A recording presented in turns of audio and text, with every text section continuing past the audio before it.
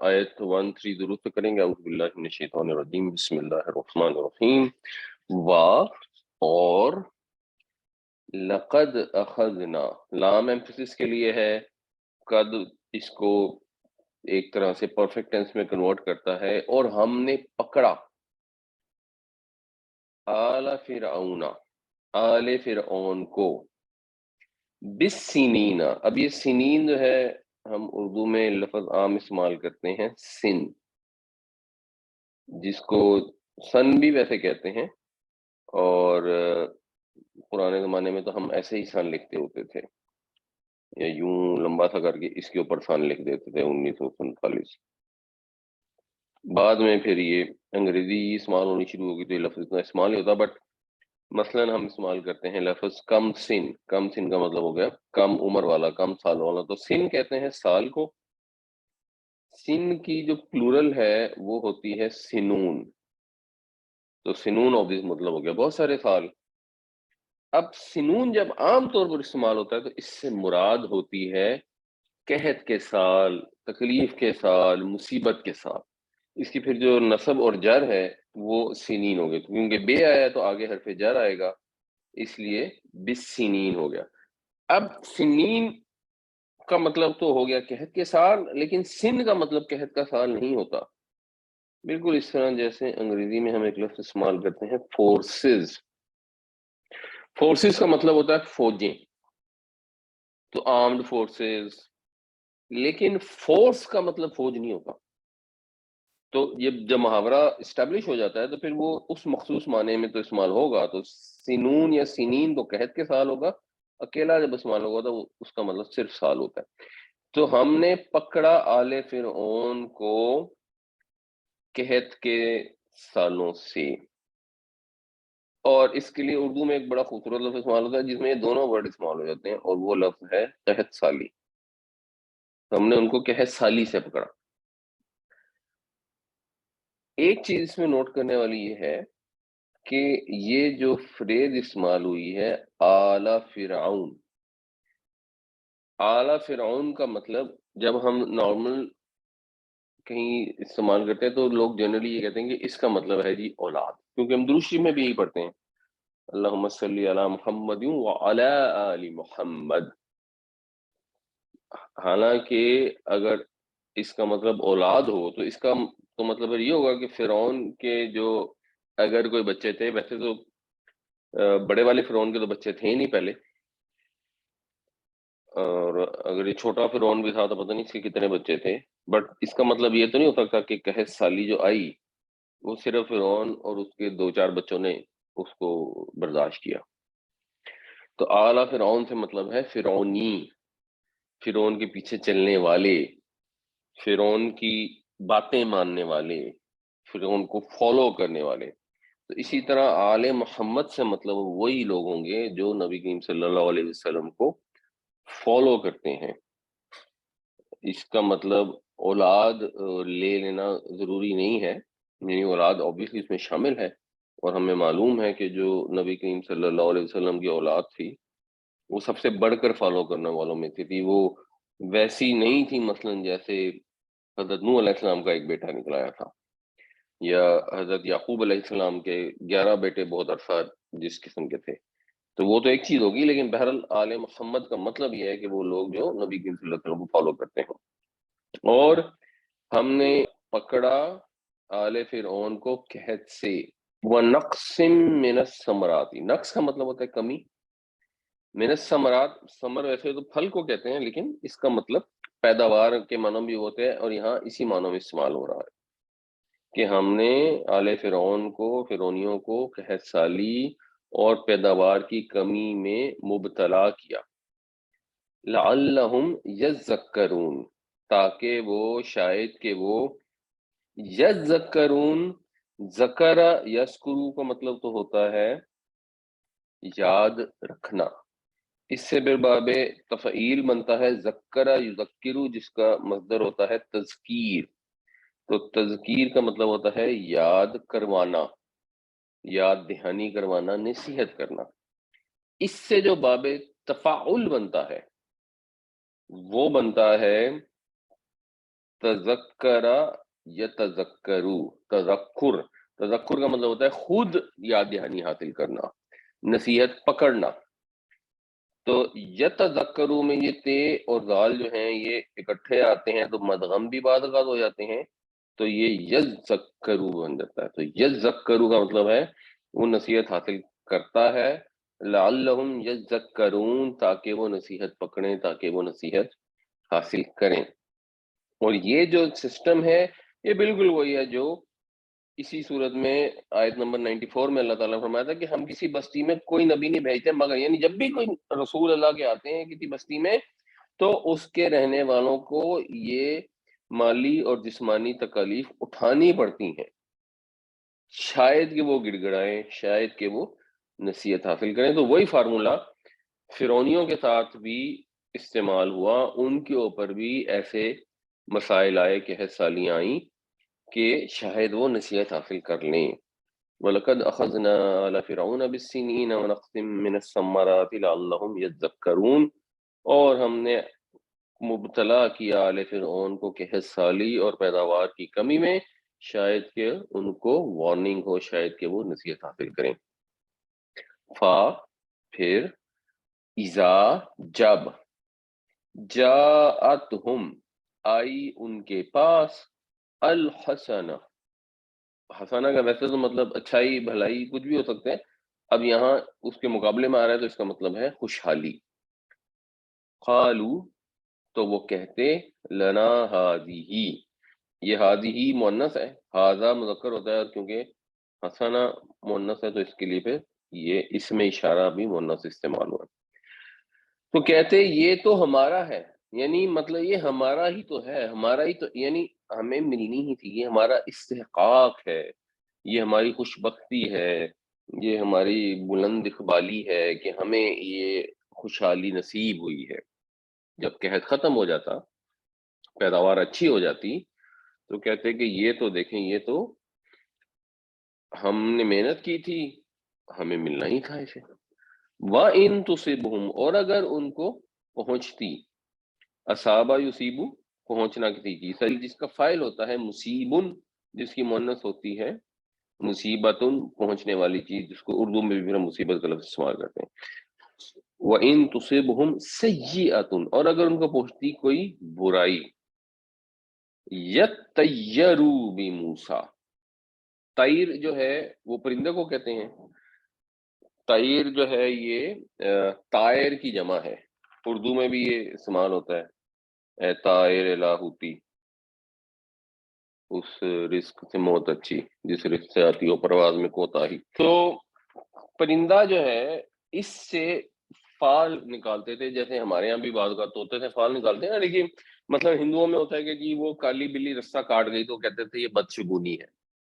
اسی طرح وہ پرندہ ہم باہر نکلے تو ادھر سے نکل گیا، یا اوپر سے چیختا ہوا پرندہ گزر گیا تو اس سے کہتے تھے بدشگونی ہو گئی ہے.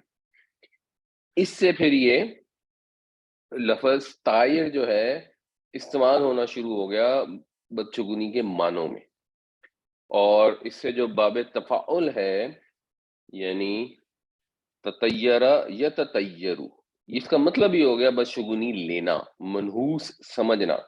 اور یہاں پر بھی وہی ہوا، یہ تے اور توئیں جو ہیں یہ مدغم ہو گئے تو یتطیرو جو ہے نا یتطیرو ہو گیا. تو یتطیرو وہ بدشگونی لیتے، وہ منحوس سمجھتے، بھی موسیٰ موسیٰ کو، ومن معہ اور ان کے ساتھیوں کو. مطلب یہ کہتے کہ دیکھیں جی یہ آیا ہے جب سے، نعوذ باللہ، اور یہ گستاخی کر رہا ہے دیوتاؤں کی، بے عقیدگی پھیلا رہا ہے، تو اس سے ہمارے جو دیوتا ہیں وہ ناراض ہو گئے، جس کے نتیجے میں یہ آفتیں آ رہی ہیں. تو جو پہلے بات ہو رہی تھی کہ تم وہ زمین میں فساد پھیلا رہے ہیں، تیرے اور تیرے معبودوں کو انہوں نے چھوڑ رکھا ہے، تو یہ اگر کوئی کہ سالی ٹائپ چیز آ گئی تو یہ حضرت موسیٰ کی نعوذ باللہ نحوست کی وجہ سے ہے، اور اگر کوئی خوشحالی آ گئی تو یہ تو ہمارا استحقاق ہے. الا جان لو، انما طائرہم کہ ان کی قسمت، ان کا شگون یا بدشگونی، عند اللہ اللہ ہی کے پاس ہے، ولیکن اکثرہم لا یعلمون، اور لیکن اکثر لوگ یہ نہیں جانتے. اس لیے یہ سمجھنے کی ضرورت ہے. اب بات تو یہاں پہ فرعون کی قوم کی ہو رہی ہے، کیونکہ ان کا کلچر تھا اس لیے بھی وہ ایسی باتیں کرتے تھے. انفارچونیٹلی ہم بھی اوریجنلی ایک ہندو کلچر سے بلانگ کرتے ہیں، اور وہاں پر بھی یہ چیزیں بہت زیادہ ہیں. اور مثال کے طور پہ لوگ کہیں گے کہ جی کسی کی بیٹیاں ہو رہی ہیں تو اسے کہیں گے ایسے کرو، جو اب بیٹی پیدا ہوئی ہے نا اس کا نام بشرا رکھو. اب اس کا نام بشرا رکھو گے نا تو آگے بیٹا پیدا ہو جائے. اب یہ کیا چیز؟ اللہ تعالیٰ نے کہیں یہ فرمایا کہ بچی کا نام بشرا رکھو گے تو اگلا بیٹا ہوگا؟ اللہ کے نبی صلی اللہ علیہ وسلم نے کہیں فرمایا؟ نہیں، ایسی کوئی بات کہیں پر بھی نہیں. تو یہ کیا ہے؟ یہ شگون لینا ہے، یہ بد شگونی لینا ہے کہ یہ کام کریں گے تو اچھا شگون ہوگا. ہمارے یہاں لوگوں نے بعض اوقات مشہور کیا ہوتا ہے کہ جی سفر کے مہینے میں شادی نہیں کرنی چاہیے، یا محرم کے مہینے میں نہیں کرتے. اب محرم کے مہینے میں فساد کے ڈر سے شادی نہ کرنا تو ایک علیحدہ چیز ہے، لیکن ادروائز تو اس کا کوئی تعلق نہیں ہے اس چیز سے کہ کوئی قسمت کا اس سے تعلق ہو کہ جو محرم میں شادی ہوگی تو نصیب اچھے ہوں گے اور نہیں ہوگے. یہ ہندوؤں کے کام ہے سارے، ہمارے کام نہیں ہے. اور اس کے متعلق ایک نبی کریم صلی اللہ علیہ وسلم کی حدیث میں میں اس پہ آتا ہوں، اس کا ترجمہ پہلے کر لیں.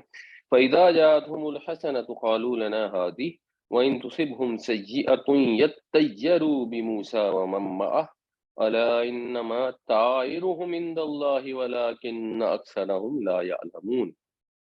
پس جب آتی ان کے پاس خوشحالی تو کہتے یہ تو ہے ہی ہماری، اور اگر پہنچتی انہیں کوئی تکلیف تو وہ منحوس قرار دیتے موسیٰ اور ان کے ساتھیوں کو. جان لو کہ ان کی قسمت تو اللہ ہی کے پاس ہے، اور لیکن اکثر لوگ نہیں جانتے. تو نبی کریم صلی اللہ علیہ وسلم نے فرمایا الطیرۃ شرکن، بد شگونی کرنا شرک ہے. اور یہ آپ صلی اللہ علیہ وسلم نے 3 دفعہ فرمایا بدشگونی شرک ہے، بدشگونی شرک ہے، بدشگونی شرک ہے. اور آگے والے الفاظ غالباً عبداللہ بن مسعود کے ہیں کہ ہر شخص کے دل میں برا شگون پیدا ہو سکتا ہے، لیکن جب اللہ پر توکل کیا جائے تو اللہ تعالیٰ اسے دور فرما دیتے ہیں. تو جب آپ یہ کہیں کہ کالی بلی گزر گئی ہے تو یہ آج کا دن بڑا منحوس ہے، اب جو کچھ ہوگا وہ بہت برا ہوگا میرے ساتھ، یہ بنیادی طور پر شرک ہے. کیونکہ قسمت اچھی یا بری وہ تو اللہ کے ہاتھ میں ہے، کسی پرندے کے ہاتھ میں تو ہے نہیں. اگر تو کوئی اسباب کا معاملہ ہو تو بات فرق ہے. بالکل اسی طرح جیسے اسباب سے کسی سے مدد مانگنا ایک فرق چیز ہے، اور بغیر اسباب کے یہ ایزیوم کرنا کہ یہ چیز ہماری مدد کر سکتی ہے، کوئی بزرگ کر سکتے ہیں، کوئی پتھر کر سکتا ہے، وہ شرک میں چلا جاتا ہے. آپ ویسے کسی سے اپنے سامنے موجود سے چیز مانگ لیں تو اس کو شرک نہیں کہتے. اسی طرح کوئی تکلیف آپ کو سانپ نظر آ گیا اور آپ نے کہا جی سانپ مجھے کاٹ نہ لے. باہر اگر بہت گرمی ہے تو آپ نے کہا یار آج بہت گرمی ہے مجھے لو لگ سکتی ہے، تو اس میں شرک نہیں ہے. لیکن اگر کوئی اسباب نہیں ہے اور آپ نے خواہ مخواہ خود ہی شیطانی وہم کے ذریعے کوئی ایزیوم کر لی نحوست بدشگونی، تو یہ پھر شرک ہے، کیونکہ اچھی یا بری قسمت جو ہے وہ اللہ ہی کے پاس ہے.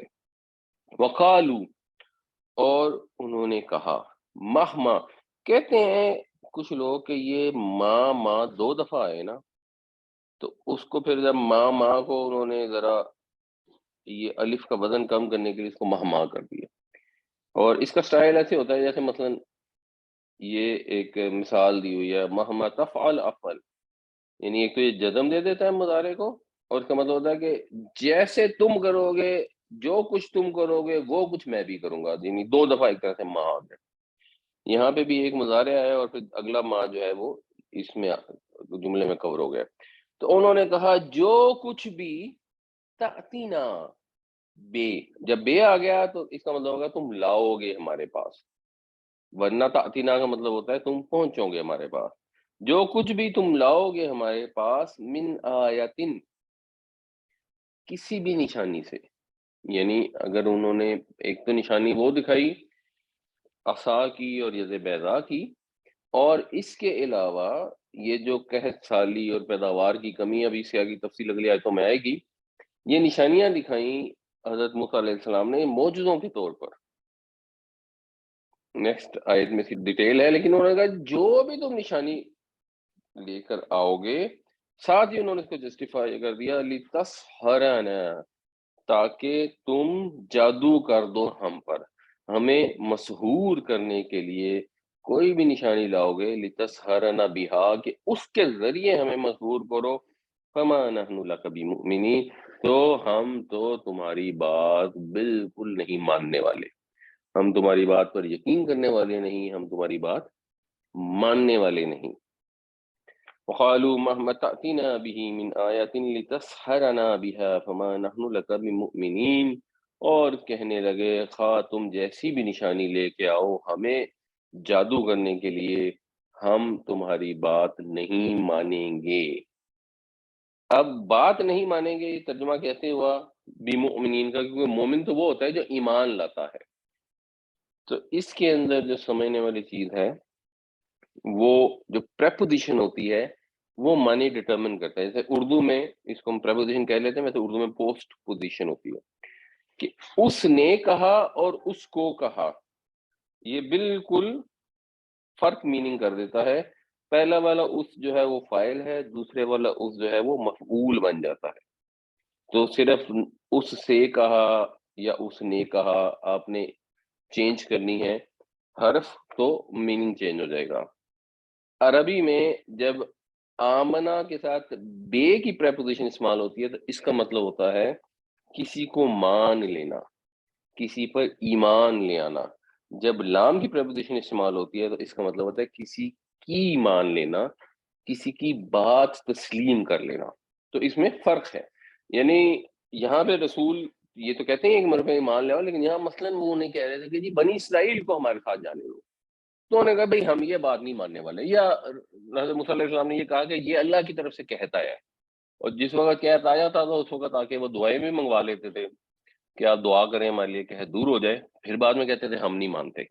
تو یعنی نہ ماننے کے مطلب ہے. تو آمنہ بالرسول کا مطلب ہوگا وہ رسول پر ایمان لے آیا، اور آمنہ للرسول کا مطلب ہوگا اس نے رسول کی بات مان لی. فَأَرْسَلْنَا عَلَيْهِمْ، پس ہم نے بھیجے ان پر. ارسلا اس نے بھیجا، ارسلنا ہم نے بھیجا ان پر الطوفان. پھر یہ نشانیاں آئیں بہت ساری، اور قرآن شریف میں ذکر آتا ہے کہ 9 نشانیاں اللہ تعالیٰ نے دی، اور جب وہ آیت آئے گی تو ہم ان کی گنتی بھی انشاءاللہ کر لیں گے. تو ہم نے ان پر بھیجا طوفان. اب طوفان کا کیا مطلب ہے؟ طوفان کا ایک مطلب تو وہی ہے جو ہمارے ہاں طوفان کا مطلب ہوتا ہے جھکڑ چلنا، آندھی آنا، یا بارش کے ساتھ طوفان آنا. عربی میں طوفان کا مطلب سیلاب بھی ہوتا ہے. اولوں کے طوفان کے لیے بھی یہ لفظ استعمال ہوتا ہے. اپیرنٹلی بائبل سے پتہ لگتا ہے کہ اولوں کا طوفان تھا. کچھ مفسرین کہتے ہیں کہ بہت زیادہ سیلاب آ گیا دریائے نیل. تو جب وہ آ گیا تو یہ ایک بہت بڑی آزمائی تھی ان کو، تکلیف تھی، کیونکہ جو پیچھے ہم ڈسکس کر رہے ہیں آیت نمبر 130 میں کہ ہم نے ان پر قحط سالی اور پیداوار کی کمی، اس طرح کی آزمائشیں ان پر بھیجیں. والجراد، جراد کہتے ہیں ٹڈی کو. جو ٹڈی دل ہوتا ہے جو آ کے اب دوبارہ سے ہمارے ملک میں پچھلے 2 سال سے آنا شروع ہوا ہے، ختم کر دیا اتنے لوگوں نے، جو ساری فصلوں کو چٹ کر جاتا ہے. والقمل، قمل کا مطلب جو ہے وہ جوں بھی ہوتا ہے، اور ایک جو گندم میں پڑ جاتی ہے نا اسے پھر ہم سرسری کہتے ہیں، اس طرح کے الفاظ لوگ استعمال کرتے ہیں، جو غلے کو کھا جاتی ہے، تو وہ بھی اس کا مطلب ہوتا ہے. والضفادع، اور مینڈک، تو وہ مینڈکوں کا بھی عذاب آیا ان کے اوپر، جگہ جگہ مینڈک ہو گئے. والدمع، اور خون، خون کا بھی عذاب ہے. اس کی ڈیٹیل یہاں نہیں آ رہی کہ کیسے آیا، بٹ اپیرنٹلی اس کا مطلب یہ ہے کہ شاید جو تفسیروں میں آتا ہے یا بنی اسرائیل کی کتابوں میں آتا ہے بائبل میں، وہ یہ ہے کہ وہ ان کے دریا خون ہو گئے، ان کے کنویں بھی پانی خون میں کنورٹ ہو گیا، اس طرح کے ان پر عذاب آئے۔ آیات مفصلات، مفصل جو ہے علیحدہ علیحدہ کیا ہوا، تفصیل کیا ہوا، الگ الگ۔ فصل کا مطلب ہوتا ہے دو چیزوں کے درمیان دوری پیدا کرنا، جس سے پھر فاصلے کا لفظ بھی بنتا ہے۔ تو آیتیں واضح، آیتیں علیحدہ علیحدہ، علیحدہ علیحدہ بھی کہہ سکتے ہیں کہ یہ الگ الگ آیتیں تھی، پہلے طوفان آیا، پھر ٹڈی دل آیا، پھر جوئیں یا سرسریاں آئیں، پھر ایک ایک کر کے یوں عذاب آئے۔ اور یہ بھی مطلب ہو سکتا ہے کہ وہ بالکل واضح نشانیاں تھی، کلیئر تھا کہ یہ اللہ تعالیٰ کی طرف سے نشانیاں ہیں، یہ معجزے ہیں، یہ عذاب ہے، یہ کوئی ایسی امبیگوس چیز نہیں ہے۔ فَاسْتَكْبَرُوا، پھر انہوں نے تکبر کیا۔ کیا تکبر کیا؟ obviously تکبر جو نبی کریم صلی اللہ علیہ وسلم کی حدیث بھی ہے کہ حق کا انکار ہے، وہ الفاظ استعمال ہوتے ہیں بطر الحق وغمط الناس، اور کسی کو ہیوملیٹ کرنا، کسی انسانوں کو حقیر سمجھنا، یہ دونوں چیزیں جو ہیں تکبر میں شامل ہیں۔ جس کے سینے میں رائی برابر تکبر ہوگا وہ جنت کی خوشبو کو بھی نہیں پا سکتا۔ بس انہوں نے تکبر کیا، وَكَانُوا قَوْمًا مُجْرِمِينَ، اور وہ مجرم لوگ تھے۔ کیونکہ یہ نشانیاں کیوں بھیجی گئیں؟ تاکہ لوگ نصیحت حاصل کریں، تاکہ لوگ گڑ گڑائیں، ان کے اندر عاجزی پیدا ہو۔ یہ ایسے مجرم تھے کہ بجائے عاجزی پیدا ہونے کے ان کے اندر اور غرور میں اضافہ ہوا۔ تو جب اس طرح کی لوگوں کی مینٹالٹی ہو تو پھر جو اللہ کی نشانیاں آتی ہیں ان سے فائدہ ہونے کے بجائے، ہدایت ملنے کے بجائے اور سخت دلی پیدا ہوتی ہے۔ یہ چیز ہمیں بھی غور کرنی چاہیے۔ اللہ تعالیٰ کی طرف سے آزمائشیں آتی ہیں، جب بھی آتی ہیں ہم ان کے اوپر کیا طرز عمل کرتے ہیں۔ اس وقت تو بعض اوقات ہمیں تکلیف ہوتی ہے تو ہم اللہ کے قریب بھی آتے ہیں، اس کے بعد کیا واقعی دوبارہ ہم واپس اسی میں تو نہیں آ سکتے کہ میں تو ایسے نہیں کروں گا، مجھ سے تو نہیں ہوتا، بس جی ہم تو ایسے ہی ہیں، ایٹسٹرا ایٹسٹرا، یہ ساری تکبر کی باتیں ہوتی ہیں۔ حق بات جب سامنے آ جائے تو اس کا انکار کرنا، اس کے سامنے ڈٹ جانا، یہ تکبر ہے۔ اور obviously اپنے بھائی کو حقیر سمجھنا وہ بھی تکبر ہے۔ یہ تو ہو سکتا ہے کہ انسان ایک غلط کام کر رہا ہے، اس کو جھوٹ بولنے کی عادت ہے یا غیبت کا چسکا ہے اور اس سے روکا نہیں جاتا، اور اس سے بہت اپنے آپ کو ریسٹرین کرتا ہے، پھر اس سے غیبت ہو جاتی ہے، پھر ریسٹرین کرتا ہے، پھر غیبت ہو جاتی ہے، توبہ کرتا ہے، پھر توڑ دیتا ہے، پھر توبہ کرتا ہے، پھر توڑ دیتا ہے۔ یہ تو ٹھیک ہے، یہ ایکچولی نیچرل ہے، یعنی ٹھیک تو نہیں ہے، ظاہر ہے بار بار گناہ کرنا اور توڑنا کو اچھا آئیڈیا نہیں ہے، بیکاز کو پتہ نہیں ہے نا کہ اگلی توبہ سے پہلے پہلے بندہ ماری نہ جائے۔ لیکن یہ تو نیچرلی ایک بیہیویئرلی ایک چیز ایسی ہے جو ون کین ایکسپیکٹ۔ لیکن یہ چیز کہ بھئی میں جو غیبت کرتا ہوں تو میں تو اچھا کرتا ہوں، بس جی میں ایسے ہی کرتا ہوں، اگر میں لوگوں سے بدتمیزی کرتا ہوں جی میں ایسے ہی ہوں، اگر مجھے غصہ آتا ہے بس جی میرے سے نہیں برداشت ہوتا۔ ایک شخص ہے، اس کو غصہ آ گیا، اس کو احساس ہوا، اس نے کہا نہیں میں نے غلط کیا، اس نے اگلے سے بھی معافی مانگی، اس نے اللہ تعالیٰ سے بھی معافی مانگی، اس نے آگے ارادہ بھی ہے کہ آئندہ میں غصہ نہیں کروں گا۔ اور ایک آدمی کہنے جی مجھے تو دیکھیں جی میں سے تو غلط بات برداشت نہیں ہوتی، میں تو منہ پہ کہہ دیتا ہوں، تو ٹھیک ہے کسی کو اچھا لگے اچھا لگے، برا لگے برا لگے۔ یعنی ایز اے کانسیپٹ تو بڑی اچھی بات ہے کہ آپ نے سچ بات، حق بات کو موقع پر بیان کر دیا۔ یہ تو اس حدیث کے مطابق کہ اگر برائی ہوتی دیکھو تو اس کو ہاتھ سے روکو ورنہ زبان سے روکو، تو یہ تو زبان سے روکنا یہ تو حضور کے حکم کی تعمیل ہے۔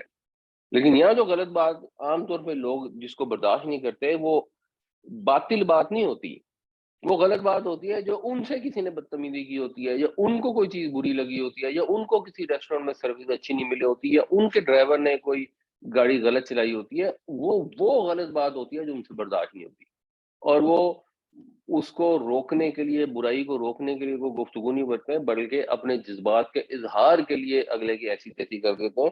تو یہ کیا ہوتا ہے؟ یہ تکبر ہوتا ہے۔ اور تکبر جس کے سینے میں رائے برابر ہوگا وہ جنت کی خوشبو بھی نہیں پا سکے گا، جو پتہ نہیں کتنے سو میل دور سے آ رہی ہوگی۔ فَأَرْسَلْنَا عَلَيْهِمُ الطُّوفَانَ وَالْجَرَادَ وَالْقُمَّلَ وَالضَّفَادِعَ وَالدَّمَ آيَاتٍ مُفَصَّلَاتٍ फस्तकबरू वकानू कौमम मुजरिमीन। बस हमने भेजा उनके ऊपर तूफान और टिड्डी दल और जुएं और मेंढक और खून, वाज़े निशानियां। फिर उन्होंने तकब्बुर किया और वो थे मुजरिम लोग। वाह और लम्मा जब बका अलैहिमुर रिज्जा, रिज वैसे तो रिज से भी करीब करीब होता है, उसमें खैर गंदगी का मतलब होता है, रिज का मतलब होता है कपकपाना। तो ऐसा अजाब जो कपकपी तारी कर दे उसको रिज कहा जाता है। यहाँ अब इसका मतलब हम लेंगे आफत। तो जब भी वाकया होती उनके ऊपर कोई आफत, जब भी आती उन पर कोई आफत, कालू तो वो कहते या मूसा, ए मूसा, उदउ लना रब्बका, पुकार हमारे लिए अपने रब को। क्यों पुकार? बीमा आहिदा इंदक, उस वजह से कि जो तेरा अहद है उसके हुजूर, जो उसने तुझसे वादा कर रखा है उसके वास्ते से तू अपने रब को, यानी तुम हो तो अल्लाह के करीब, या तुम्हें एक ताल्लुक है अपने रब से जो एटलीस्ट तुम क्लेम करते हो। तो अगर नहीं भी वो मानते थे हजरत मूसा अलैहिस्सलाम को अल्लाह का रसूल, तो मिन्नत समाजत करते थे कि बड़ी मुसीबत है, लोग बहुत तकलीफ में गिरफ्तार हैं, तो हमारे लिए दुआ कर दो, सिफारिश कर दो कि ये अजाब हमारे सर से टाले जाए। इन कशफ्ता, यकीनन अगर तूने कशफ कर दी। कशफ का वैसे मतलब होता है किसी चीज का ढक्कन हटाना, किसी को खोल देना। इसी से कशफ का लफ्ज इस्तेमाल होता है, जो सूफियों का इस्तेमाल होता है कि गैब के पर्दे बकौल उनके ऊपर खुल जाते हैं। तो अगर तूने हटा दिया अन्ना, हमसे, अर्रिज्जा, इस आफत को, लनुमिनन्न लका, ये फिर वो लाम वाला है, तो हम तेरी बात मान लेंगे। वलनुरसिलन्न मअक बनी इसराइल, और हम तेरे साथ जरूर भेज देंगे बनी इसराइल को, कि ठीक है अगर तुम हमारा ये काम कर दोगे, हमसे ये मुसीबत टलवा दोगे किसी तरीके, अपने रब से दुआ करके टलवा दोगे, तो ठीक है फिर हम बनी इसराइल को तुम्हारे साथ जाने देंगे। वलम्मा वक़ा अलैहिमुर रिज्सु क़ालू या मूसा उदउ लना रब्बका बिमा अहिदा इंदक लइन कशफ्ता अन्ना रिज्स लनुमिनन्न लका वलनुरसिलन्न मअक बनी इसराइल। और जब आती उनके पास कोई आफत, तो कहते हैं मूसा पुकार अपने रब को उस अहद की वजह से जो उसने तुझसे कर रखा है। अगर तूने हमसे दूर कर दी ये आफत, तो हम जरूर तेरी बात मान लेंगे और जरूर भेज देंगे तेरे साथ बनी इसराइल को। फलम्मा कशफना अन्हुम रिज्सा, फिर जब हम दूर कर देते, अरे कोई भी तकलीफ दूर करना तो अल्लाह ही के इख्तियार में, तो हज़रत मूसा अलैहिस्सलाम अल्लाह से दुआ करते, अल्लाह ताला वो तकलीफ दूर फरमा देते। इला अजलिन हम बालिगूहु, उस मुद्दत तक जिस तक वो पहुंचने वाले होते हैं। यानी वो अगर तकलीफ आई थी और मिसाल के तौर पे वो अल्लाह ने तकलीफ इस तरह से भेजी कि वो फर्ज करें 1 साल रहनी थी या 1 महीना रहनी थी, वट एवर पीरियड, और वो साल रहनी थी और महीने बाद ही आ गए इल्तिजा करते हुए, तो हजरत मूसा अलैहिस्सलाम ने दुआ की, तो फिर उस मुद्दत तक के लिए जो अभी उनकी पेंडिंग थी वो उसको अल्लाह ताला दूर कर देते। ईजा, ईजा का मतलब होता है तब, जब, यानी तब, यकायक, उसी वक्त, अचानक। हम यनकुसून, नकसा का मतलब होता है कंबल को उधेड़ना, जो धागा लेके ना उसको रेशा रेशा कर देना। यानी यहाँ अहद से मुराद है, तो उसको तोड़ देते थे, अपना वादा फौरन तोड़ देते। यही चीज एक्चुअली अगर आप देखें तो हमारे अंदर भी होती है। मुसीबत में अल्लाह ताला से अहद व पैमान करते हैं, जब वो दूर हो जाती है, थोड़ा सा नॉर्मलाइज होते हैं, नॉर्मल जिंदगी के अंदर आते हैं, उसके बाद फिर वो सारे अहद व पैमान जो है वो तोड़ देते हैं। हमने पहले भी डिस्कस किया, कुरान शरीफ में एक जगह आता है कि मैं साल में 1-2 दफा इस तरह करके अल्फाज हैं कि एक जरा सिग्निफिकेंट मुसीबत में हम लोगों को मुब्तला करते हैं ताकि उनके जरा दिल नरम हो, अल्लाह की तरफ आए। اور ہمارے ساتھ بھی ایسی سچویشن ہوتی ہیں، کبھی کوئی پیارا فوت ہو جاتا ہے، کبھی خود بندہ موت کے منہ میں جا کر واپس آتا ہے، کبھی کو بہت زیادہ مالی تکلیف آ جاتی ہے، پھر اللہ تعالیٰ اس مصیبت کو دور فرما دیتے ہیں۔ تو جس وقت وہ تکلیف آئی ہوتی ہے اس وقت تو واقعی دل نرم پڑ جاتا ہے، نمازیں بھی پوری ہو جاتی ہیں، بلکہ تہجد بھی شروع ہو جاتی ہے، اللہ سے دعائیں بھی شروع ہو جاتی ہیں، گڑ گڑانا بھی شروع، اور سارے عہد و پیمان ہو جاتے ہیں کہ اب یہ غلط کام بھی نہیں کروں گا، یہ غلط کام بھی نہیں کروں گا، یہ غلط کام بھی۔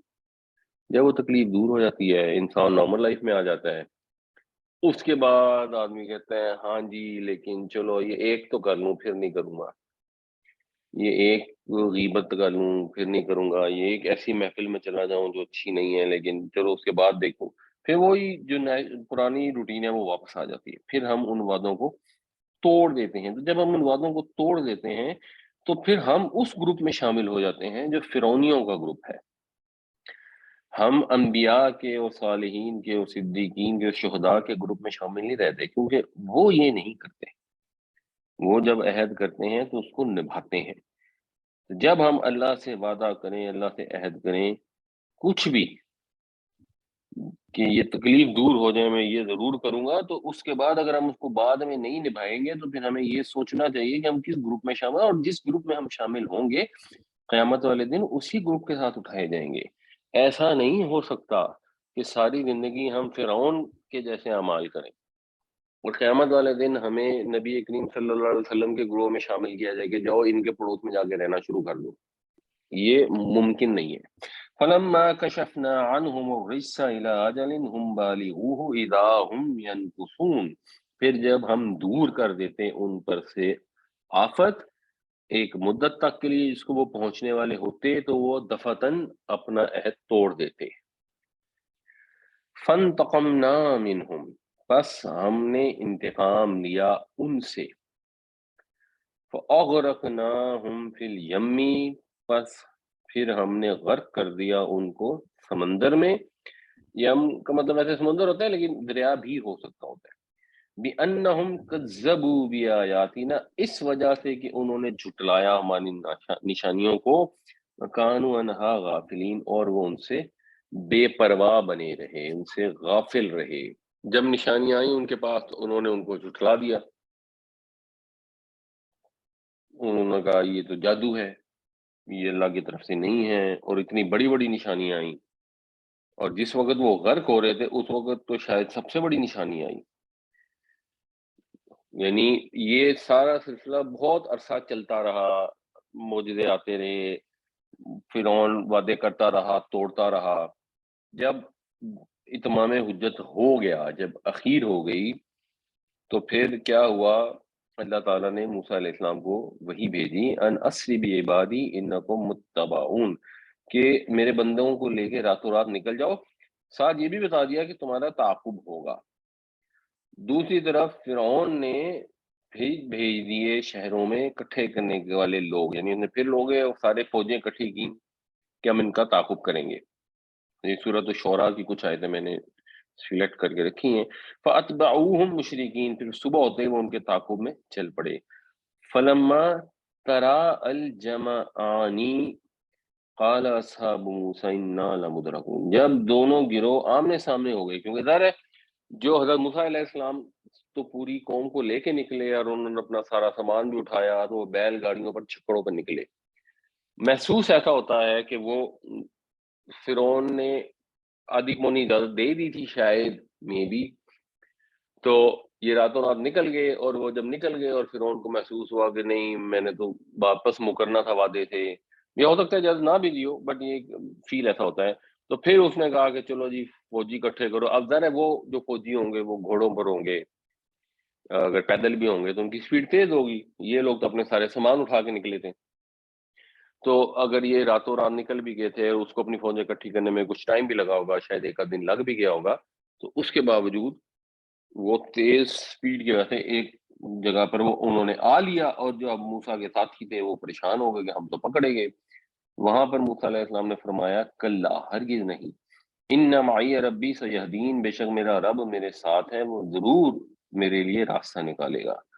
فَأَوْحَيْنَا إِلَىٰ مُوسَىٰ أَنِ اضْرِب بِعَصَاكَ الْبَحْرَ، پھر ہم نے موسیٰ کو وحی کی کہ اپنی لاٹھی سے سمندر پر مارو، یعنی لاٹھی سمندر پر مارو، فن فلاقا، تو وہ پھٹ گیا، فکانا کل فرقن کالطود العظیم، یعنی دو حصوں میں پھٹ گیا تو دونوں حصوں جو ہیں بہت بڑے ٹیلوں کی طرح، پہاڑ کی طرح ہو گئے۔ اور پھر دوسری جگہ پہ آتا ہے کہ اس کے اندر جو زمین تھی وہ خوش راستہ بن گئی، تو اب بنی اسرائیل نے اس کو کراس کرنا شروع کر دیا، اب بنی اسرائیل اس کے اندر داخل ہو گئے۔ وَأَزْلَفْنَا ثَمَّ الْآخَرِينَ، تو ہم دوسری گروہ کو بھی وہاں قریب لے آئے، اور وہاں ان کی ایسی مت ماری گئی، جو انہوں نے آیتوں کو جھٹلایا اور جو تکبر کیا، اس تکبر کی انتہا یہ تھی کہ فرعون نے اتنا بڑا معجزہ دیکھ کر بھی اپنی فوجیں دریا کے یا سمندر کے اندر اتار دیں، اس کو نظر آ رہا ہے۔ یعنی یہ تو اب اگر کوئی جادو بھی کسی چیز کو سمجھ لے کہ شوکدہ بازی ہو گئی، کچھ ہو گئی، تو یہ تو شوکدہ بازی نہیں تھی نا، کہ لیونگ ایک دریا اتنا بڑا چل رہا ہے یا سمندر میں اتنا پانی ہے، اور موسیٰ علیہ السلام نے اپنا عصا جب اس میں مارا تو شوکدہ بازی اتنی تو ہو سکتی ہے کہ کسی کو محسوس ہو کہ اس کے پانی کے دو پہاڑ بن گئے ہیں اور بیچ میں راستہ نکل آیا ہے یہاں تک، لیکن اس کے بعد وہ تو داخل ہو گئے اس کے اندر، اور وہ کراس کر گئے، اور کراس کر کے اینڈ پر پہنچ گئے، تو اب تو کوئی شوکدہ بازی نہیں تھی نا، اب تو یہ کلیئر معجزہ تھا، اور فرعون کو ظاہر ہے پہلے بھی پتا تھا، وہ اس طرح بیوقوف تو تھا نہیں۔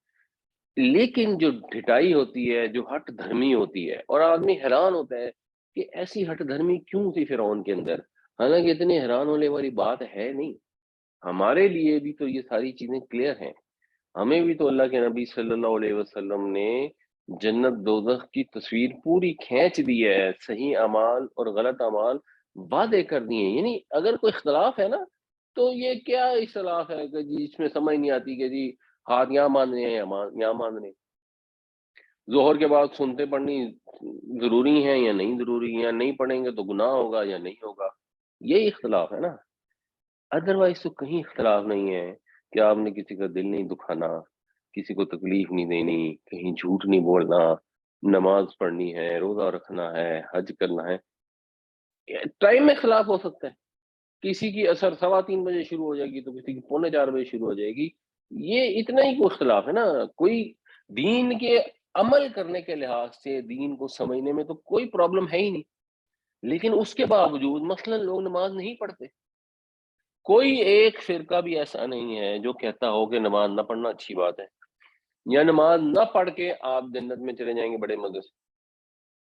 جتنی بھی اختلاف ہے یہ ہے کہ نماز کے علاوہ تو آپشن نہیں، نماز پڑھنی تو ضروری ہے، کوئی ہوں گے جو کہیں گے کہ چاہے ہم زور اور اثر کٹھی پڑھ لیں گے، پر پڑھنی دونوں نے بھی ہے، لیکن وہ لوگ جو نماز نہیں پڑھتے مثال کے طور پر، تو ان کی ڈٹائی کیسی ہے؟ ان کی ڈٹائی ویسی ہی ہے جو فرعون کی ڈٹائی ہے، یہ تو سب کو نظر آ رہا ہے کہ جو نماز نہیں پڑھے گا وہ اپنے آپ کو جہنم میں ڈال رہا ہے، اور اگر آپ کے بچے نماز نہیں پڑھتے ہیں تو آپ کو بھی نظر آ رہا ہے کہ یہ آگ کے گڑے میں چھلانگ لگا رہے ہیں، اور آپ آرام سے بیٹھے ہوئے کہ کوئی بات نہیں، بڑے ہو گئے، ان کی مرضی۔ How is it possible? اگر کسی کا بچہ ڈرگ لینی شروع کر دیتا ہے، ہیروئن کا عادی بن جاتا ہے، تو وہ یہ تو نہیں کہتا کہ یہ ہیروئن کا عادی ہو گیا ہے تو اس کی مرضی، بڑا ہو گیا کوئی بات نہیں، ظاہر سی بات ہے وہ اپنی کوئی کوشش کرے گا کہ اس کو اس لت سے چھڑائے، اس کا وہ علاج کروائے، جیسا بھی کروائے، جتنی کوئی نہ کوئی ایفرٹ تو کرے گا، لیکن لوگوں کے بچے ہیں وہ نماز ہی نہیں پڑھتے، ان لوگوں کو پرواہ ہی نہیں ہوتی، ان کے سامنے نماز کا ٹائم آتا ہے، ٹائم گزر جاتا ہے، وہ آرام سکون سے بیٹھے ہوتے ہیں، تو وہ بچوں کی بھی ڈٹائی ہے، اور والدین بھی ایسے تماشائی بن کے بیٹھے ہوتے ہیں جیسے کسی اور کی اولاد ہے جو آگ کے گڑھ میں چھلانگ لگا رہی ہے۔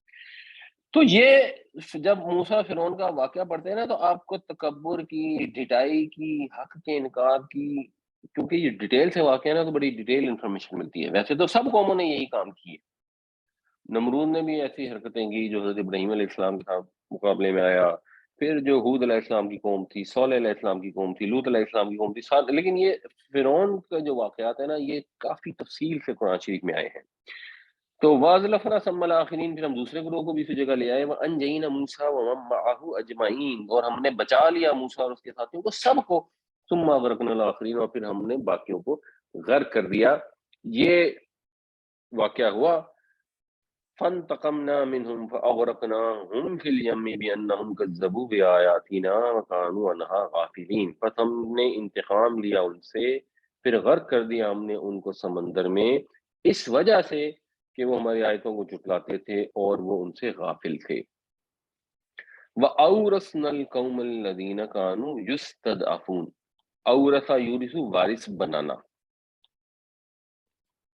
وارثہ یورثو کا مطلب ہوتا ہے وارث ہونا، وارثہ یورثو کا مطلب ہوتا ہے وارث ہونا، اور ایکچولی پھر وہ استعمال ہوتا ہے ورثہ یریثو، اور باب فعال بنے گا اورثہ یورثو، اس نے وارث بنایا وہ وارث بناتا ہے، اورثنا ہم نے وارث بنایا القوم اس قوم کو جو یستضعفون تھے، ضعف کا مطلب ہوتا ہے کمزوری، استضعاف کا مطلب ہوتا ہے کمزور سمجھنا، کمزوری چاہنا کسی میں، یہ خواہش کرنا کہ کوئی کمزور ہو، جو الف سین تے جہاں آتا ہے اس میں عام طور پہ چاہنے کا مفہوم ہوتا ہے، یعنی ان کو کمزور بنا کے رکھا گیا، ان کو دبا کے رکھا گیا، مطلب ان پہ جن پر ظلم کیے گئے، اور بنی اسرائیل پر جو ظلم ہوئے وہ تو دنیا میں اپنی مثال آپ ہیں، تو وہ قوم جس کو دبا کے رکھا گیا، جس کو مظلوم بنا کے رکھا گیا، اس کو ہم نے وارث بنا دیا مشارق الارض و مغاربها اللاتی بارکنا فیہا، اس زمین کے مشرقوں اور مغربوں کا جس کے اندر ہم نے برکت رکھی، یعنی جو فلسطین کی زمین تھی یہ مادی لحاظ سے بھی اس میں بہت برکتیں تھیں، اس کا جو آج بھی جو اس کا فروٹ ہے اولیو ہے دنیا میں بہترین ہے اس علاقے کا، جو اسرائیل میں بھی اب شامل ہے اور فلسطین میں بھی ہے، اس کے آس پاس بھی ہے، اور شام کا علاقہ بھی اس میں آتا ہے، اور روحانی لحاظ سے بھی وہاں پہ برکتیں تھیں، وہاں پر بہت سارے اللہ تعالیٰ کے انبیاء تشریف لائے۔ وَتَمَّتْ کلمۃ ربک الحسنی، اور پورا ہوا، بیسیکلی یہ جیسے الاسماء الحسنی ہوتا ہے نا اس طرح کا یہ سٹرکچر ہے، الاسماء الحسنی جو ہے وہ مرکب توصیفی ہوتا ہے، خوبصورت نام، یہاں پہ کیا ہے حسنی تو خوبصورت ہو گیا، کلمۃ ربک تیرے رب کی خوبصورت بات، تیرے رب کا اچھا وعدہ، الحسنی کے ساتھ اسماء لگائیں گے تو ہمیں تو الاسماء لگانا ضروری ہوتا ہے ورنہ وہ مرکب اضافی بن جاتا ہے، لیکن یہاں پہ الف لام نہیں لگتا کیونکہ یہ آلریڈی ایک مرکب اضافی ہے، تو مرکب اضافی میں جو پہلا پورشن ہے اس پہ الف لام نہیں لگ سکتا، یہ آلریڈی ایک طرح سے معرفہ بن جاتا ہے، نون چیز بن جاتی ہے، تو پورا ہوا تیرے رب کا اچھا وعدہ الا بنی اسرائیل، بنی اسرائیل کے اوپر، بیما صبر، اس لیے کہ انہوں نے استقامت کا مظاہرہ کیا، انہوں نے حوصلے کا مظاہرہ، جس وقت وہ وہاں سے نکلے امیڈیٹلی بعد میں اس وقت انہوں نے ہمت نہیں کی، وہاں پر پہلے جب وہاں پہنچے تو ان کو کہا گیا کہ جاؤ یہ قوم ہے اس کے اوپر حملہ کرو، یہ نافرمان لوگ تھے وہاں پہ رہنے والے، تو ان پہ حملہ کرو اور یہ زمین کے وارث بن جاؤ، انہوں نے کہا موسیٰ تو اور تیرا خدا جا کے لڑو، ہم سے تو نہیں لڑا جاتا، پھر وہ 40 سال تک بھٹکتے رہے وہاں پہ بیابان میں، اور حضرت موسیٰ علیہ السلام دنیا سے رخصت ہو گئے، اس کے بعد اپیرنٹلی یوشع بن نون تھے جو ان کے پروفٹ تھے، اور ان کے بعد پھر لوگ آئے کہ آپ ہمیں جو ہے وہ اب جہاد کا حکم دیں تاکہ ہم اپنے جو جس کو وہ لوگ کہتے ہیں پرومسڈ لینڈ، وہ اسرائیل آنے کا بھی جو انہوں نے اسرائیل بنایا تھا، یہودی ساری دنیا سے آتے ہیں نا، وہ یہی کہتے ہیں کہ یہ ہماری ارض موعود ہے، پرومس لینڈ ہے، تو انہوں نے کیونکہ 40 سال اب بیابان میں رہ گئے تھے، اس غلامی کی جو عادتیں تھیں ان سے بھی نکل آئے تھے، سخت زندگی بھی گزار لی تھی، تو اب ان میں ہمت پیدا ہو گئی تھی، تو جب انہوں نے ہمت کی تب رب کا وعدہ پورا ہوا، تو یہ بما صبر جو ہے نا یہ بہت امپورٹنٹ ہے، ہمارے ساتھ بھی اللہ کے نبی صلی اللہ علیہ وسلم نے جو بھی اگر ہمیں اچھی باتیں، اچھی امیدیں، مستقبل کے واقعات بتائے ہیں، اس کے اندر یہ کنڈیشن لازمی ہے بما صبر، یہ نہیں ہو سکتا کہ ہم بنی اسرائیل کے شروع کی قوم کی طرح کہیں کہ بھائی موسیٰ تم اور تمہارا خدا جا کے لڑو، یعنی ہماری قوم ایکچولی نا اس وقت اس انتظار میں کہ حضرت عیسیٰ علیہ السلام آسمانوں سے تشریف لائیں گے اور وہ سارے کافروں کو مار دیں گے، اور ہم بس ایسے ہی پلنگ توڑتے رہیں گے اور ہمارے سارے مسائل حل ہو جائیں گے، حالانکہ اسلام کا یہ سسٹم نہیں ہے، اللہ تعالیٰ کی یہ سنت نہیں ہے، اللہ کے نبی صلی اللہ علیہ وسلم نے بھی جب جنگ لڑنی تھی، جب غزوہ بدر ہونا تھا، تو جو استطاعت تھی وہ ساری پوری کی گئی، جتنی بھی چیزیں تھیں، جو کم سے کم چیزیں موجود تھیں، کیونکہ کچھ تھا ہی نہیں، غربت کی انتہا تھی، مگر جو بھی میسر تھا اس کو بہم پہنچایا گیا۔ اور احد کے اندر جب استقامت کا اس سینس میں مظاہرہ نہیں ہوا، ایک انڈرسٹینڈنگ کی غلطی کی وجہ سے جہاں نافرمانی ہوئی، تو وہاں فتح جو ہے وہ شکست میں تبدیل ہو گئی۔ اور اس کے بعد خلفائے راشدین کے دور کو بھی اگر ہم دیکھیں تو جتنی ایفرٹ، محنت، استقامت، پرسیورنس، ڈیڈیکیشن، کمٹمنٹ کا مظاہرہ اللہ کے نبی صلی اللہ علیہ وسلم کے صحابہ رضوان اللہ تعالی اجمعین نے کیا، اس کے نتیجے میں یہ ساری چیزیں پھر دنیا کی عطا ہوئی۔ وَأَوْرَثْنَا الْقَوْمَ الَّذِينَ كَانُوا يُسْتَضْعَفُونَ مَشَارِقَ الْأَرْضِ وَمَغَارِبَهَا الَّتِي بَارَكْنَا فِيهَا وَتَمَّتْ كَلِمَةُ رَبِّكَ الْحُسْنَى عَلَى بَنِي إِسْرَائِيلَ بِمَا صَبَرُوا، اور ہم نے وارث بنایا اس قوم کو جسے دبا کر رکھا گیا تھا، زمین، اس زمین کے مشرقوں اور مغربوں کا جس کے اندر ہم نے برکت رکھی تھی، اور پورا ہوا تیرے رب کا اچھا وعدہ بنی اسرائیل پر بوجہ اس کے کہ وہ ثابت قدم رہے۔ وَدَمَّرْنَا، دمرا یدمر کا مطلب ہوتا ہے ہلاک ہونا، اس سے پھر باب تفعیل ہے، دمرا یدمرو تدمیرن، ہلاک کرنا، اور ہم نے تباہ کر دیا۔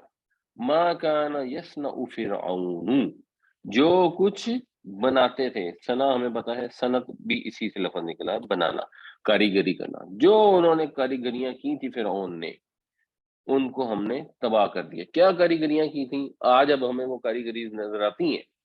وہ کاریگریاں کیا ہیں؟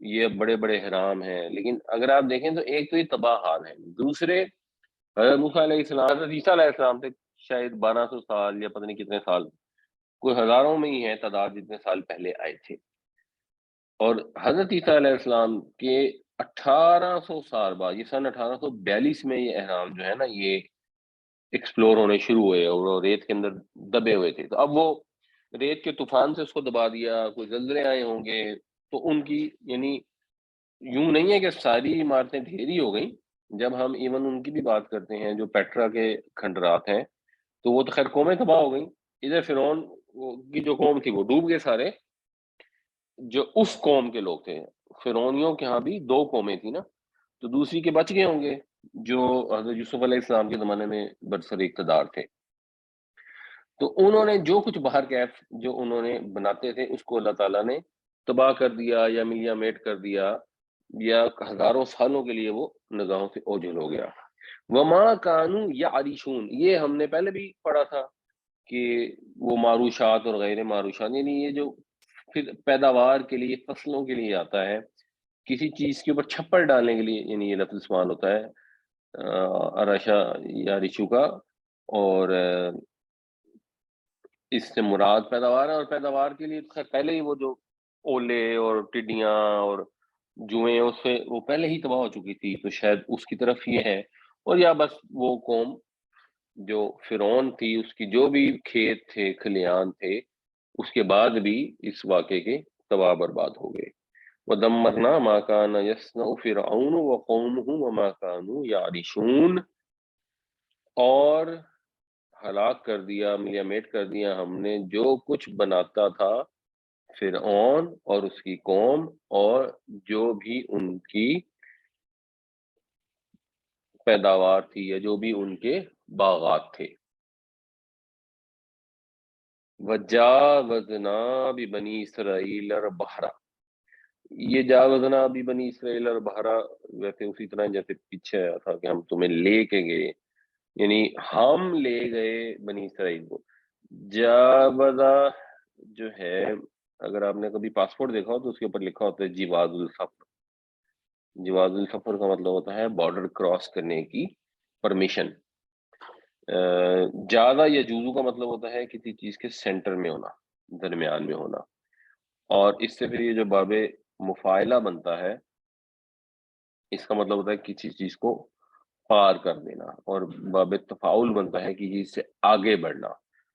تو یہ آپ یوں سمجھ لیں کہ جو اردو میں ہم لفظ استعمال کرتے ہیں نا، بیسیکلی وہی ہے جو تجاوزات کا لفظ ہوتا ہے، تو تجاوز کرنا، کوئی حد کراس کرنا. وجاوزنا ببنی اسرائیل البحر، یعنی ہم نے سمندر کراس کروا دیا، یہ بے کے ساتھ ہو گیا، ہم نے کراس کروایا بنی اسرائیل کو سمندر. فاتو، تو وہ پہنچے، علی قومین، ایک ایسی قوم پر، یعکوفون، جو اعتکاف جیسے لفظ ہوتا ہے، جو جم کے بیٹھے ہوئے تھے، جو جمے بیٹھے تھے، علی اصنام لہم، چند بتوں پر. صنم بت کو اردو میں بھی کہتے ہیں، جو انہوں نے بنائے ہوئے تھے، یعنی اپنے کچھ بتوں کو اوپر جمے ہوئے تھے، ان کی پرستش میں لگے ہوئے تھے. تو اس زمانے میں بہت ساری قومیں بت پرست تھیں. تو اب یہ جب سمندر یا دریا پار کر گئے، اب آگے جانا شروع ہوئے ٹورڈز فلسطین، تو راستے میں ایک قوم ان کو نظر آئی جو بتوں پہ جم کے بیٹھی ہوئی تھی. اب ان کی حرکت دیکھیں، یہ ہوتا ہے نتیجہ بہت عرصہ کسی بت پرست قوم کے ساتھ رہنے کا. قالوا یا موسیٰ، انہوں نے کہا ہے موسیٰ، اجعل لنا، بنا دے ہمارے لیے، الہن، کوئی معبود، کما لہم آلہہ، جیسے ان کے معبود ہیں. یعنی سچویشن آپ چیک کریں کہ اتنے بڑے معجزات دیکھ کر نکلے ہیں، اور اس چیز کی کلیئرٹی آ گئی ہے کہ اللہ واحد ہے، اللہ تعالیٰ کی کوئی تجسیم نہیں ہو سکتی، اور وہ مطالبہ کر رہے ہیں کہ آپ ہمارے لیے نا کوئی معبود بنا دے جیسے ان کا معبود ہے. کیوں؟ کیونکہ یہ ایک انسان کے اندر جب عقل نہیں ہوتی، جب سمجھ نہیں ہوتی، جیسے چھوٹا بچہ ہوتا ہے تو اس کو کوئی چیز اپنی سینسز سے فیل کرنی ہوتی ہے. وہ جس چیز کو فیل نہیں کرتا نا، اس کو سمجھتا نہیں ہے. آپ بالکل اگر چھوٹا بچہ ہوگا تو آپ اس کو کہیں کہ بیٹا یہ آگ ہے تو اس کو ہاتھ نہیں لگانا، اس کو نہیں سمجھ آئے گی. وہ نہیں اس کو امیجن کر سکے گا کہ یہ آگ ہے جس کو ہاتھ، وہ جو میں ہاتھ ڈال دے گا نا تو پھر اس کو ہمیں لگی، پھر آئندہ نہیں ڈالے گا. اگر اس کو کہیں گے کہ یہ سوئچ بورڈ میں کرنٹ آتا ہے، اب وہ کرنٹ اس کو تو نظر نہیں آتا، یعنی بچہ بولنے والا ہو گیا اتنی تو اس کو چلو سمجھ آ رہی ہے آپ کی بات کر، اور اس کو تو کرنٹ نظر نہیں آ رہا. تو جو چیز کو نظر نہیں آتی نا، اس کو تسلیم کرنے سے اس کو پریشانی ہوتی ہے، گھبراہٹ ہوتی ہے، تو اس کو ہوگا کہ نہیں نہیں کچھ نہیں ہوتا. تو یہ جب وہ بے وقوفی، بڑے ہو کر بھی اس اینگل بے وقوفی کا انسانوں میں ختم نہیں ہوتا، اور وہ کہتے ہیں کہ ہمارا جو معبود ہے اس کی ایسی سچویشن ہو کہ ہم اسے کسی طرح چھو سکیں، ہاتھ لگا سکیں، وہ کہیں سے پاسبلٹی ہو. یہ پرابلم کریٹ ہوتی ہے جب لوگ بت بناتے ہیں، یا یہ پرابلم کریٹ ہوتی ہے جب لوگ کہتے ہیں کہ چلو بت تو اب ہم بنا نہیں سکتے تو چلیں کوئی قبر ہی پکڑ لیتے ہیں، اسی کو جا کے چھو لیں، محسوس کر لیں. یعنی جو فرعون کے ملک میں تو بے شمار دیوتاؤں کے بت ہوتے تھے، فرعون کے اپنے بت ہوتے تھے، تو ان کے اندر ایک خواہش لاشعور میں موجود تھی.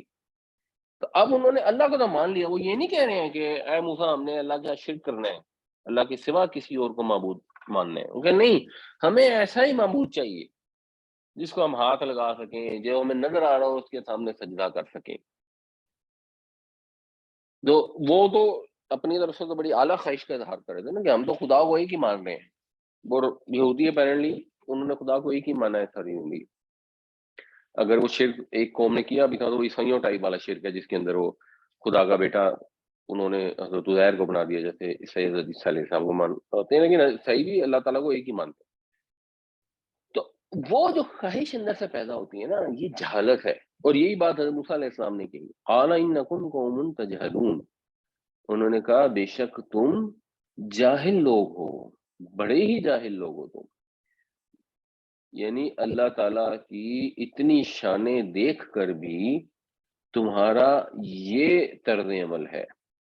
اور اسی وجہ سے جب نبی کریم صلی اللہ علیہ وسلم نے فتح مکہ کر لی نا، تو ان سب چیزوں کو ختم کرایا. اس کی بھی حدیث ہے، میں آپ کو بیان کرتا ہوں. وجاوزنا ببنی اسرائیل البحر فاتوا علی قوم یعکفون علی اصنام لهم قالوا یا موسى اجعل لنا الها كما لهم آلهة قال انکم قوم تجہلون. اور ہم نے پار اتار دیا بنی اسرائیل کو سمندر کے، تو وہ پہنچے ایک ایسی قوم پر، یا ان کا گزر ہوا ایک ایسی قوم پر جو لگے بیٹھے تھے اپنے بتوں پر، کہنے لگے اے موسیٰ ہمیں بھی بنا دے یا ہمارے لیے بنا دے ایسا معبود جیسے ان کا معبود ہے، جیسے ان کے دیوتا ہیں۔ فرمایا بے شک تم بڑے ہی جاہل لوگ ہو، ان ہؤلاء متبر ما ہم فیہ وباطل ما کانوا یعملون، بے شک یہ سب جو ہیں یہ متبر، برباد ہونے والے ہیں، ہلاک ہونے والے ہیں، ما ہم فیہ، جس میں یہ ہے، یعنی یہ جو کام کر رہے ہیں نا یہ کام برباد ہونے والا ہے، اور باطل ہونے والا ہے، نابود ہونے والا ہے جو کچھ یہ کر رہے ہیں، یعنی یہ جن بتوں کی باتیں کر رہے ہیں یہ بت بھی برباد ہونے والے ہیں، اور جو ان کا کام ہے یہ کام بھی باطل ہے اور باطل ہونے والا ہے۔ ان ہؤلاء متبر ما ہم فیہ وباطل ما کانوا یعملون، بے شک یہ سب جس میں لگے ہوئے ہیں وہ برباد ہونے والا ہے، اور جو کچھ یہ کر رہے ہیں وہ نابود ہونے والا ہے۔ اور یہ حضرت علی رضی اللہ عنہ سے یہ حدیث جو ہے وہ سنن نسائی میں آئی ہے کہ انہوں نے یہ کہا، جب میرا خیال ہے جب حضرت علی خلیفہ بن گئے تب کی بات ہے، تو انہوں نے کہا کیا میں تمہیں مقرر نہ کروں اس کام پر، میں تمہیں بھیجوں نا اس کام پر جس پر مجھے بھیجا اللہ کے رسول صلی اللہ علیہ وسلم نے، کہ کوئی قبر نہ چھوڑنا جو اونچی ہو مگر یہ کہ اسے برابر کرنا۔ یعنی جب فتح مکہ ہو گئی تو نبی صلی اللہ علیہ وسلم نے حضرت علی کو بھیجا، بت تو آپ نے خانہ کعبہ میں خود تو گرائی دی، اب حضرت علی کو بھیجا کہ آپ بھی جا کے بتوں کو جو ہے وہ جہاں جائیں، ان کو تو گرائی نہیں، وہ تو چلیں ایک چیز ہو گئی، ساتھ آپ نے ڈیوٹی لگائی کہ اگر کوئی اونچی قبر نظر آئے اس کو بھی برابر کر دینا، زمین پر ہموار کر دینا۔ یہ کیوں کیا؟ یہ یعنی اگر آپ کوئی قبر بنا بھی لیتے ہیں اور اس کو سجدے نہیں کر رہے ہیں اور اس سے مانگ نہیں رہے ہیں تو ظاہر ہے شرک نہیں ہے، لیکن اس میں شرک کا عنصر یا خطرہ پیدا ہو جاتا ہے۔ یہ جو نیچرل جاہل لوگوں کے اندر یہ خواہش ہوتی ہے کہ کسی طریقے ہم اللہ تعالیٰ کے ساتھ کوئی کنیکشن ایسا قائم کریں جو ہم اپنی سینسز سے فیل کر سکیں، اس وجہ سے لوگ جا کے جہاں ان کو موقع ملتا ہے وہ ایون خانہ کعبہ کے بھی پردوں سے لٹک جاتے ہیں، اور وہ اب وہاں پہ جہاں تک تو سنت سے اجازت ہے وہ تو ایک مسئلہ فرق ہے، لیکن جنرلی وہ سنت کے لحاظ سے کام نہیں کر رہے ہوتے، وہ بس اپنی جو ازلی خواہش ہے نا اس کو پورا کرنے کی کوشش کر رہے ہوتے ہیں۔ اور جو آپ نے یہ مثال دیکھی ہوگی بڑی پاپولر، جو پھر انہوں نے محترم عمران خان صاحب نے یہ واضح بھی فرمایا کہ جی میں نے سجدہ تو نہیں کیا تھا قبر کو، میں نے تو اس کے تعویذ کو چوما تھا۔ یہی رسمیں ہوتی ہیں، بدعتیں ہوتی ہیں جو پھر شرک میں کنورٹ ہو جاتی ہیں۔ اگر کسی نے کسی قبر کے تعویذ کو چوم لیا ہے تو مطلب اس میں انڈیپینڈنٹ ایکٹ تو اس طرح مسئلہ نہیں ہے، لیکن قومی سطح پر جب یہ ہوتا ہے تو پھر بے شمار لوگ سجدے بھی کرتے ہیں، بے شمار لوگ ان سے مانگتے بھی ہیں، تو اس لیے انہوں نے کہا کہ کوئی اونچی قبر نہ چھوڑنا اور نہ کسی گھر میں کوئی تصویر یا مجسمہ چھوڑنا، بلکہ اس کو مٹا دینا۔ تو یہ چیزیں جب لوگ کہتے ہیں تو یہ کہتے ہیں یہ بڑے سخت ہیں، اس کی بھی اجازت ہے اس کی، اور بدعتوں کے بھی جب جواز تلاش کیے جاتے ہیں تو جواز تلاش نہیں کرنے چاہیے، سیدھی سیدھی بات پہ غور کرنا چاہیے۔ جو طریقہ ہمارے پیارے محبوب نبی صلی اللہ علیہ وسلم نے رائج فرمایا ہے ہم اس طریقے کو فالو کریں۔ اگر حضور نے کہا ہے کہ اونچی قبریں مت بناؤ تو بس اونچی قبریں مت بنائیں، پکی قبریں مت بنائیں۔ کیوں آپ کو ضد ہے کہ آپ نے سنگ مرمر کی قبریں بنانی ہیں، ان پہ کتبے لگانے ہیں؟ کیوں لگانے ہیں؟ حضور نے منع کی ہے نا، حضرت علی کو بھیجا نا کہ ساری ٹھیک ہے، وہ اس سچویشن کے لحاظ سے ایک امپورٹنٹ چیز تھی اور اس میں ایک عنصر موجود تھا۔ اگر تصویروں کے متعلق بھی منع کیا تو تصویریں بھی دیواروں پر لٹکانے سے منع کیا گیا بیسیکلی، اگر آپ حدیثوں کی ڈیٹیل پڑھیں تو بس دیواروں پہ تصویریں مت لٹکائیں۔ آپ نے کوئی تصویر دیوار پہ لٹکا لی نا، کوئی اتنا فرق نہیں پڑتا، کیونکہ اب ہم شرک کی نیت سے کر نہیں دیتے، لیکن جہاں بزرگوں کی تصویریں لٹکائی جاتی ہیں، اپنے فوت شدگان کی لٹکائی جاتی ہیں، قائد اعظم کی لٹکائی جاتی ہیں، جن سے عقیدت رکھی جاتی ہے تو وہ ادھر ہی جاتی ہیں، وہ اسی شرک کی طرف لے کے جاتی ہیں۔ اور آج بھی ہماری جو آباء و اجداد ہیں وہ تو وہیں سے آئے ہیں، اور آج بھی جو انفلوئنس ہے ہمارے اوپر، اگر ہم 20 کروڑ ہیں تو ساتھ والے ہمارے 1 ارب 20 کروڑ یا 1 ارب 40 کروڑ ہیں، تو وہاں پہ تو میجورٹی ابھی بھی بتوں کو پوجتی ہے، اور وہ لوگوں کو بہت امپریس کرتی ہے، اس میں انٹرسٹ پیدا ہوتا ہے. اور ہمارے یہاں بھی ایک بہت بڑی تعداد ہے جو قبروں کو منہ سے تو کہتی ہے کہ ہم پوچھتے نہیں ہیں، لیکن جا کے چومتے چاٹتے تو ہیں، جس کی دین میں تو کوئی گنجائش نہیں ہے. کوئی نبی کریم صلی اللہ علیہ وسلم نے تو جا کے کوئی ایسا ہمیں عمل نہیں سکھایا، یا صحابہ کے دور میں تو ایسا نہیں ہوتا تھا کہ حضور کی قبر ہے اور وہاں پہ جا کے وہ صحابہ جو ہے وہ تعویذ کو چوم رہے ہیں یا دیواروں کو چوم رہے ہیں یا انہیں ہاتھ لگا رہے ہیں یا اپنے کپڑے پھیر رہے ہیں. ایسی تو کوئی چیز نہیں ہوتی تھی. تو جو طریقہ اللہ کے نبی صلی اللہ علیہ وسلم نے دکھایا، اگر کوئی کر رہا ہے تو اس کے اوپر یہ فتوی نہیں لگا سکتے کہ تم مشرک ہو، تم نے قبر کا تعویذ چوم لیا تو اب تم مشرک بن گئے ہو. لیکن یہ چیزیں آگے وہاں لے جاتی ہیں، اور جب پھر اس طرح کے کام کیے جاتے ہیں تو اس کا نتیجہ کیا ہوگا؟ اس کا نتیجہ یہی ہوگا کہ اللہ تعالیٰ ان چیزوں کو ملیا میٹ کر دے گا. سر اس میں یارشون، جی اس کی ذرا وضاحت کرتے، لفظ وکام وما کانوا یارشون، اس کی ذرا وضاحت کرتے تھے بریک اپ کر کے ذرا. دیکھیں، یہ ہے عین رے اور شین. اس کا مطلب ہوتا ہے عرش یعنی چھت. اس سے جو بنتا ہے ورب وہ بنتا ہے ارشا یارشو. ارشا یارشو کا مطلب ہوتا ہے اس نے چھت ڈالی، اس نے چھپر ڈالا. اور یہ جو چھپر ڈالا، یہ چھپر عام طور پہ کہاں ڈالے جاتے تھے؟ کیونکہ عمارت کا ذکر تو پہلے ہو گیا نا، یسنعو سے تو عمارت اب انڈرسٹوڈ ہے. تو جب ایک ہی آیت میں دو الفاظ آئے ہیں تو پھر ہم کہیں گے کہ یہ یسنعو عمارت کے متعلق ہے، اور یہ جو چھپر ڈالنا ہے یہ پھر کھیتیوں کے پیداوار کے متعلق ہے. اور وہاں پر جو اگر ہم انشاءاللہ سورہ یوسف بھی پڑھیں گے نا، تو جو انگور ہے وہ مصر کے اندر ایک اس کا امپورٹنٹ پیداوار تھی. جیسے سعودی عرب میں یا عرب علاقوں میں کھجور ایک امپورٹنٹ پیداوار ہے، شام میں یا فلسطین میں زیتون ایک امپورٹنٹ پیداوار ہے. تو اپیرنٹلی مصر میں انگور ایک امپورٹنٹ پیداوار تھی. تو انگور جو ہے نا وہ اس طرح چھپر ڈال کر، چھت ڈال کر چڑھائے جاتے ہیں. تو پھر انگور کی جو بیلیں ہیں ان کے لیے ہم نے پیچھے ایک لفظ استعمال کیا تھا، اسی کا مفعول بنتا ہے معروشات. تو وہاں مثال دی گئی تھی کہ معروشات بھی اور غیر معروشات بھی دونوں قسم کی پیداوار کی مثال دی گئی تھی. تو یہ جو مطلب ہے کہ ان کے جو باغات تھے، جو ان کے کھلیان تھے، وہ سب بھی تباہ کر دیے گئے. اور غالباً جو کھیت وغیرہ تھے وہ ویسے ہی ٹڈی دل کی وجہ سے تباہ ہو گئے. سر ایک آیت نمبر 138 آلسو سر، جی آیت 138 130 میں اس میں جو لفظ آتا ہے فَآتَوْا فَآتَوْا جاوزنا بنی اسرائیل فَآتَوْا، اس کی بھی ذرا کلیریفیکیشن دے دیں، ذرا ایکسپلین کر دیں. دیکھیں، الف تے اور یہ عطا یاتی، اس کا مطلب ہوتا ہے پہنچنا. تو عطا وہ پہنچا، عطو وہ پہنچے، پلورل ہے. اسی کے ساتھ پھر وہ باب افعال سے لفظ استعمال ہوتا ہے آتا یوتی. تو اس کا مطلب ہوتا ہے پہنچانا یا دینا، پھر وہ وہاں استعمال ہوتا ہے. بٹ یہاں پہ جو ہے عطو کا مطلب ہے وہ پہنچے، وہ گزرے اس قوم سے، مراد یہ ہے. قرت کا تھوڑا سا اصول میں پوچھنا چاہ رہا تھا، اسی میں آگے چل کے جو فاتوا ہے نا، آگے آتا ہے کالو یا موسیٰ، اگر ملا کر پڑھیں گے تو موسج اللہ نہ آئے گا، لیکن جی آپ نے یہاں پہ اس کو بریک کیا تھا تو آپ نے موسیٰ کہہ کے ایج اللہ نہ پڑھا تھا. تو جی بالکل. یہ قرت کا اصول جو ہے نا یہ تھوڑا سا بتا دیں، کیونکہ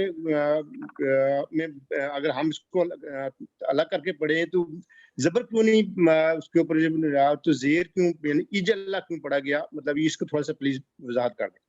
جی میں بتاتا ہوں. پہلی بات تو یہ کہ ظاہر ہے آپ نارمل جب پڑھیں گے نا تو آپ تو خیر پورا ہی پڑھیں گے، یعنی آپ اس کو بریک نہیں کریں گے. یہ تو میں کیونکہ ورڈ بائی ورڈ ایکسپلین کر رہا ہوتا ہوں، اور میں نے اب اس لفظ کو علیحدہ سے پڑھنا ہے، تو اب میں نے کیونکہ علیحدہ سے پڑھنا ہے تو I have to find a way کہ میں اس کو کیسے پڑھوں. اچھا، اجعل کیوں نہیں آتا؟ کیونکہ یہ ہے فعل امر، اور مثال کے طور پر اگر ہوتا ہے نا فعل امر بنتا کیسے ہے، لیٹ سے ہم کہتے ہیں یضربو.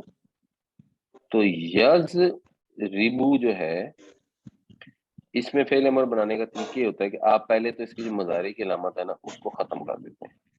اب مضارع کی علامت جب ختم ہو گئی تو اب آپ کے پاس بچا کیا؟ آپ کے پاس بچا ضاد اور اس کے اوپر ہے جزم.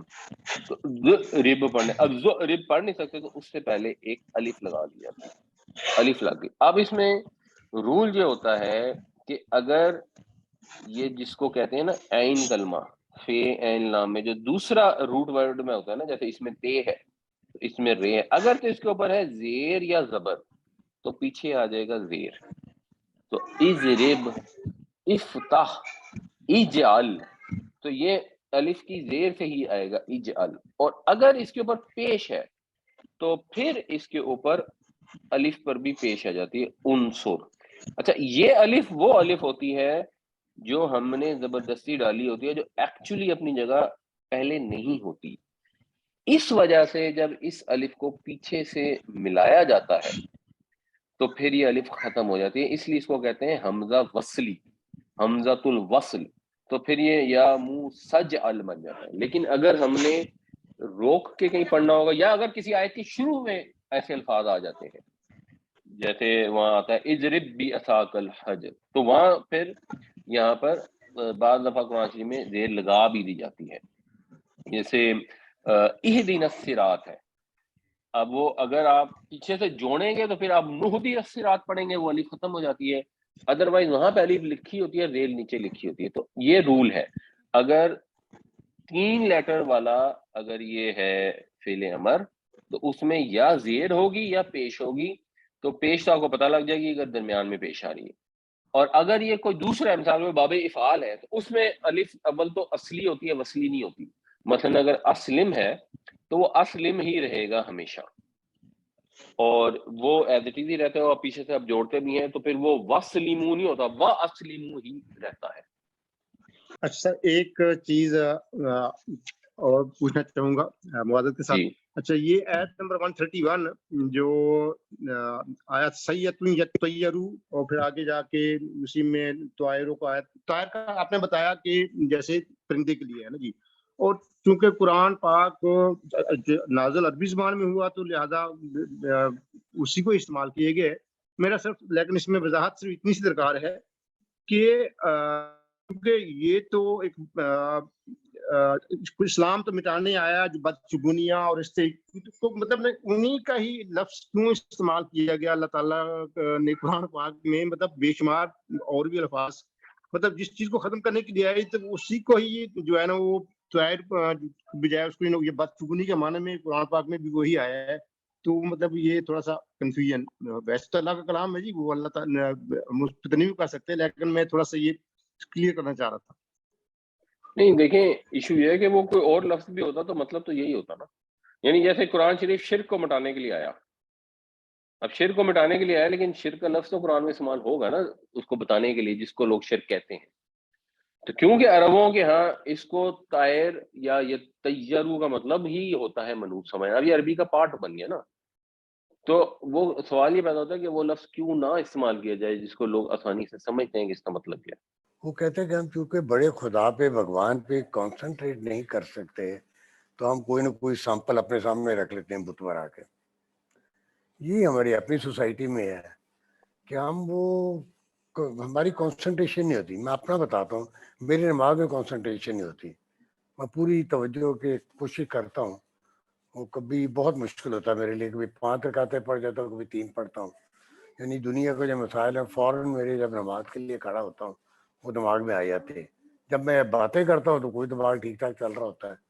تو چونکہ وہ فوکس اٹینشن کے لیے کچھ نہ وہ سمبل رکھتے ہیں. وہ ہم کیا کریں کہ ہم اپنی نماز میں اپنے کس طرح فوکس کریں. لیکن یہ تو اب ایک لمبا ٹاپک ہے اور اس پہ ہم پہلے باتوں کا ڈسکشن کرتے بھی رہتے ہیں. موٹی موٹی ایک چیز کوشش کیا کریں، ایک تو قرآن شریف میں جو صورتیں ہیں نا وہ تھوڑی سی زیادہ یاد کریں اور بدل بدل کے پڑھیں. جب وہی 2 صورتیں ہمیشہ پڑھ رہے ہوتے ہیں نا تو پھر ظاہر سی بات ہے وہ ایک رٹایا جملہ بن جاتا ہے.